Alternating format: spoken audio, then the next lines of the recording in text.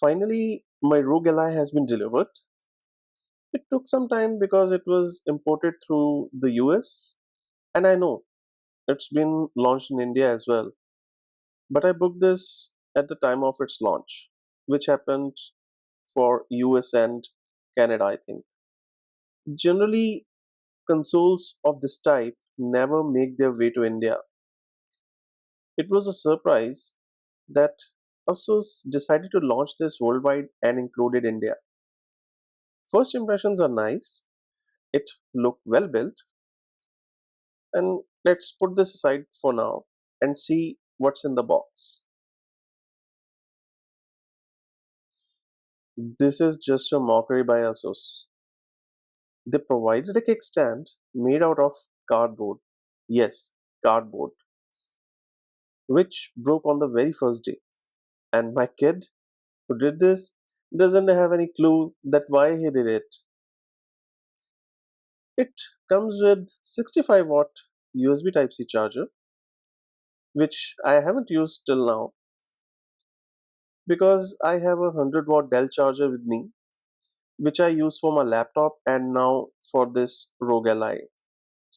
There are some user manuals. Now let's go to the Rogue Ally and see what all it offers. By today's standards, they have used a lot of plastic to wrap this up, which is a little bit difficult to open. Maybe that's just me.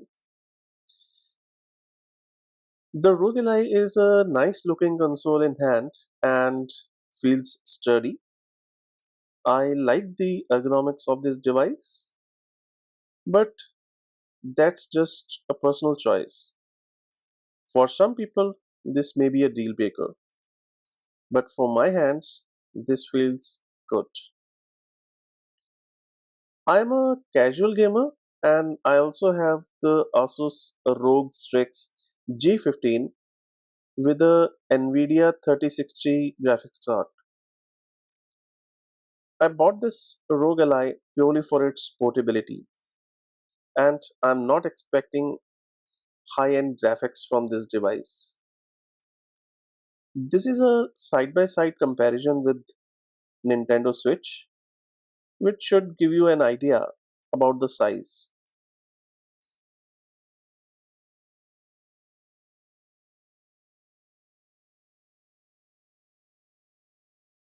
Let's power this up. Initially, it didn't boot up, so I tried plugging the device and realized that you need to hold down the power button a little longer to start it up. Finally, it started and I saw the welcome screen. Let's quickly set this device up so that we can play some games. Phew, it took me around 3 to 4 hours to set up this device with all the Windows updates and afterwards configuring my Xbox Game Pass and Steam library. Let's test out some games. Keeping in mind that I am not a hardcore gamer, so slightly lower frame rates don't bother me much. On the Rogue Ally, I played SnowRunner, Spider-Man Miles Morales, Metro Exodus, Cricket, Resident Evil 2 Remastered, and some retro games from NES and PlayStation using emulation. With the power supply plugged in, you do get some extra FPS, but this is somewhat goes against the purpose of this device. A 65-watt power bank would be nice option to carry in a backpack, so you don't need to worry about battery life, which is a slight concern for Rogue Ally because playing AAA high demanding games gives you approximately 1 hour of gameplay. This device isn't a bad choice for quick gaming sessions and some low end games, which can also offer you some extra battery life. However, if you are seeking 100 FPS with ultra graphics kind of setup, this might not be the right device for you. Its primary purpose is to provide the option to play AAA titles on the go, even if there are trade offs in graphics quality. If you ask about me, I'm in love with this device. You have the option to create different profiles for each game or use the same profile for all games through the Asus Armory Crate. This tool also allows for manual control to configure TDP settings to get some nicer graphics. Additionally, you can summon the armor crate during the gameplay also for recording purposes and real-time monitoring. It also gives you a nice GUI where you can put all of your games in a single location, similar to Steam where you can have all of your games in a central place. The Ally was able to handle most of the games in my library without any major issues.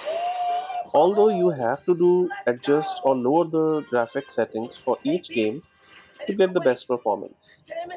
All games are played at 1080p resolution, but the screen offered on the Rogue Ally is buttery smooth with its 120Hz display, providing a nice viewing experience. In Spider Man Miles Morales, I configured people and traffic to medium settings and I was able to achieve 50 to 60 frames per second.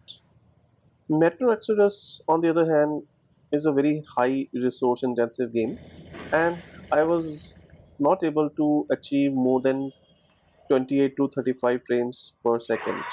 Perhaps lowering the graphic settings further could yield around 40 to 50 EPS, but it's playable, and I don't have any major complaints. Depending upon the intensity of game, the console does get warm, but it's not a deal breaker or something that results in burning hands. Emulation works smoothly on Rogue Ally, handling emulations up to PS3, Xbox, or Nintendo Switch without any problems. But with, of course, some bugs and settings which needs to be tinkered to enjoy retro games. The cooling system does its job well and isn't noisy.